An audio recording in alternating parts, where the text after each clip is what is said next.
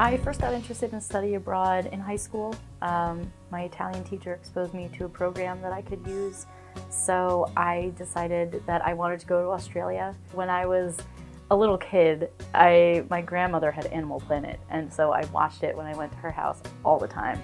I loved The Crocodile Hunter. I loved all of the Australian animals, the Australian animal shows, so I just got interested in going there. Plus it's far away and kind of mysterious when you live in New Jersey, so I really wanted to go and see what it was like and check it out. In Australia, I chose to go to the University of Queensland, which is located in Brisbane. Going to school in Australia compared to going to Rutgers it's different. The structure of the classes is different. The expectations are different, so I really had to work with my professors to understand what they were looking for. It's not an assumption all the time that people will definitely go to university in Australia. It's not yet that way. So classes are really condensed, so you'll have one long class as opposed to a couple of different ones during the week. The University of Queensland is a big state school, so it is comparable to Rutgers. It's about the same student population size. It has just as much variation in subject and major subject in activities. They're very big on sports. There was no real trouble being over there as an American. I didn't encounter any really awkward situations or anything. It was all very friendly, and of course the Australian sense of humor is just to kind of make fun of everything.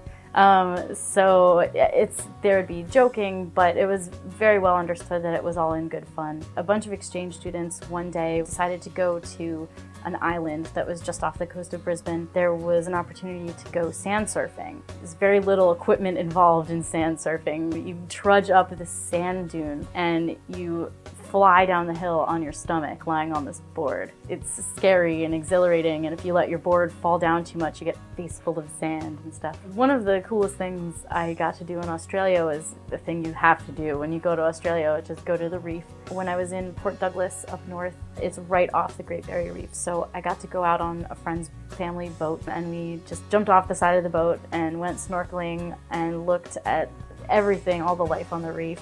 We swam with the turtle. We were so close. I was like this close to the turtle. It was very, very good. The beach, the water around us was virtually deserted. We had the whole place to ourselves. The great thing about studying abroad is that you make friends in all different countries. So if I want to keep traveling, I have a place to stay in Denmark, I have a place to stay in Scotland, in Germany, in Indonesia, in Australia, in New Zealand, and all of these different countries just because we all met in the same place. I think they make colors differently in Australia. I think that the skies are huge and the earth is red. You've seen pictures on TV of this bright red earth and you think, well, it can't really be that color, but it is. I mean, and I think a lot largely due to the fact that there isn't as much crowding in Australia. You can really see the sky and there's clouds and the storms are cooler. You know, it's just very big and very, very beautiful.